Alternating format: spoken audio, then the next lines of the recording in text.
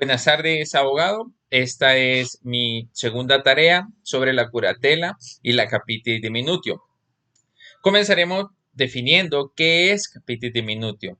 Esto hace referencia a la extinción, modificación o disminución de la capacidad jurídica y el estatus de una persona.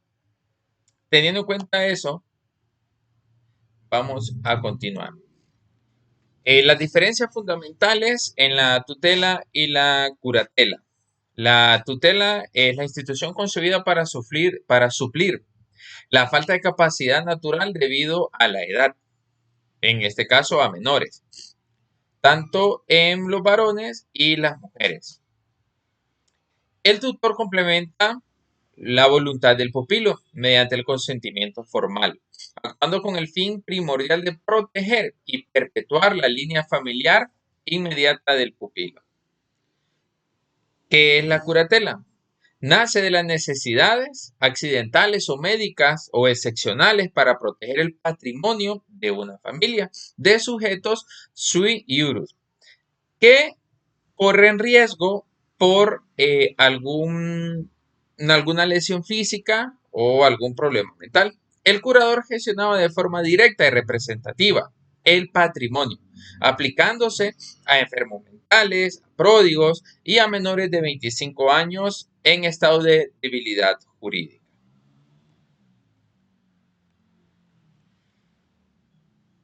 Curatela de menores de 25 años.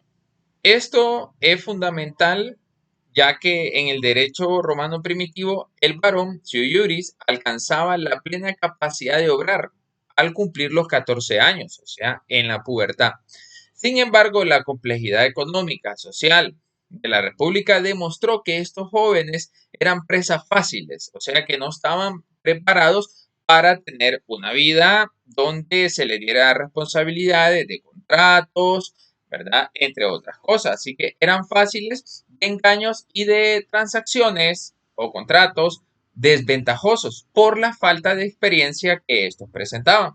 Para evitar este tipo de abuso, se desarrolló una curatela especial para proteger a los mayores de 14 años, pero menores de 25 años, resguardando la equidad y la estabilidad del tráfico comercial romano. A esto se generan o se crean leyes. Y tenemos que antes de la ley Petroria, el menor de 25 años gozaba absoluta libertad jurídica, formar para contratar, pero quedaba expuesto a un desamparo fáctico severo.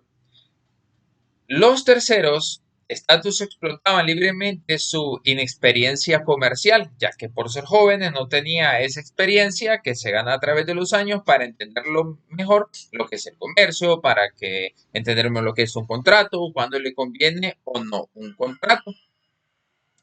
No existía un mecanismo judicial ni una institución que resguardara esto de manera formal para mitigar esta asimetría de conocimiento.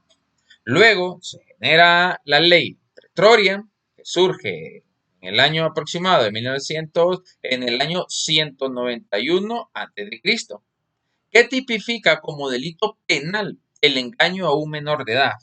¿Sí? Valiéndose de su inexperiencia, entonces lo toma como un delito penal.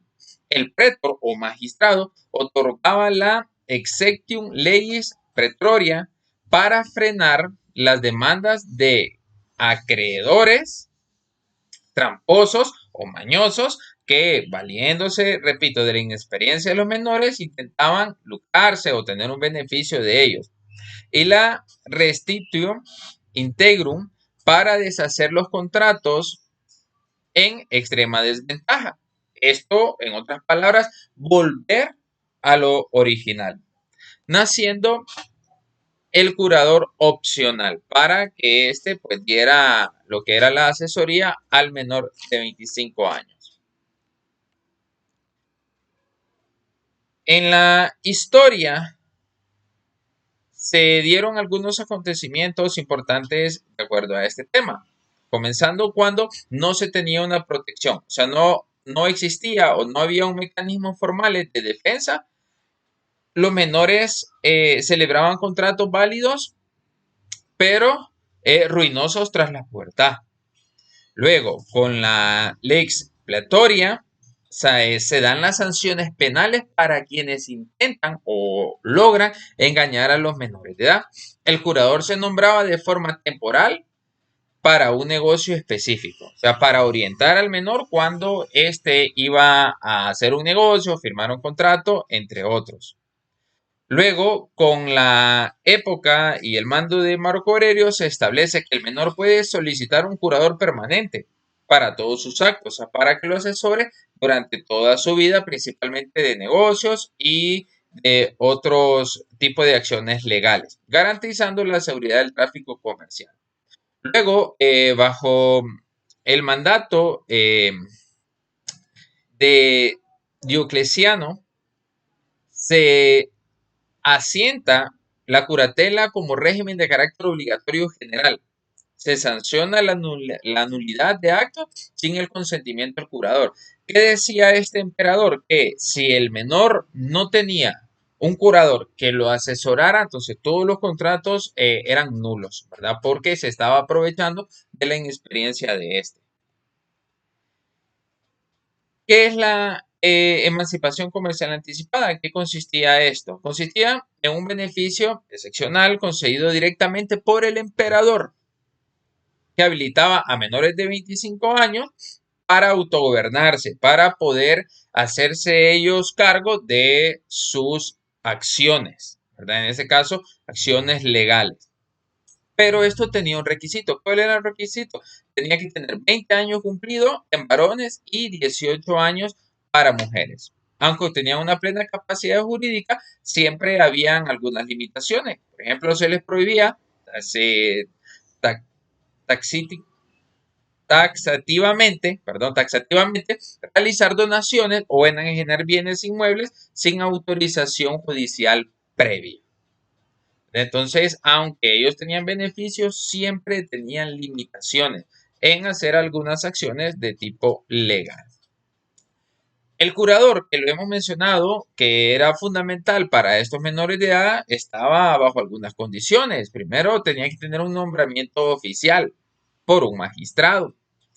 También el curador estaba obligado a levantar un registro fidedigno y detallado de los activos del incapaz, ¿verdad? En este caso del menor, al asumir cargos bajo sanción o por daños patrimoniales. Garantías financieras. Existía exigencia de otorgar una caución, ¿verdad? Para asegurar que el patrimonio no se vería mermado ni sustraído por actos negligentes ni deshonestos. Rendición de cuentas. Este curador también tenía, ¿verdad?, que estar obligado a presentar lo que era una, por sí, detallado qué era lo que se hacía durante todos estos procesos, dónde se generaban ingresos y los gastos, cómo justificar todo esto, en qué se utilizaban todos estos bienes que se adquirían. Los 3 grados de capacidad que se tenía en ese momento. La mínima consistía en la mutación del estatus de la familiar del sujeto. Ocurre cuando un ciu iuris pasa a ser alienio iuris por adrogación o adopción, o a la inversa. La media implica la pérdida de derechos de la ciudadanía manteniendo el estado de libertad. Ocurría comúnmente cuando se daban lo que eran las penas y el destierro o deportación. Y la máxima, que era el grado más severo, cuando se perdía totalmente la libertad, cuando el ciudadano caía pues en la condición de esclavo. ¿Cuál era el impacto de la tutela y la curatela? Sí, tenía 3 tipos de impacto: mínimo, o lo podemos clasificar como mínimo, media y máxima. ¿Sí? El estado afectado, en este caso el status familiae, el status civitatis y el status libertatis, que tienen esto o en qué se basa esto. El número 1, en la extinción de la tutela legítima por ruptura del vínculo Anastasio directo. Pérdida del derecho, como número 2, la pérdida del derecho a ejercer o a estar sometido a la tutela civil romana. Y en la número 3, que es la máxima, la extinción absoluta de la tutela y la curatela por muerte civil. ¿Qué conlleva esto? ¿Qué consecuencias nos da esto? Los bienes pasan, en la primera instancia, los bienes pasan bajo la potestad del nuevo pater family. En la número 2, la confiscación parcial o el traspaso a herederos según la pena impuesta. Y en la número 3, que es la máxima, el patrimonio se liquida en lo absorbido o es absorbido por lo que es el Estado o el amo.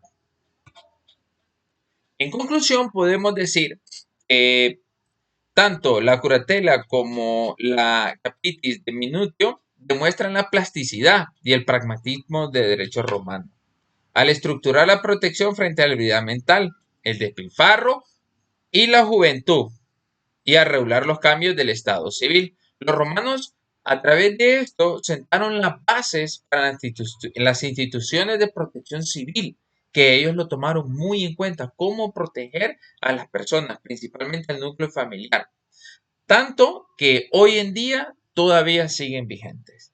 Muchas gracias, tenga buen día.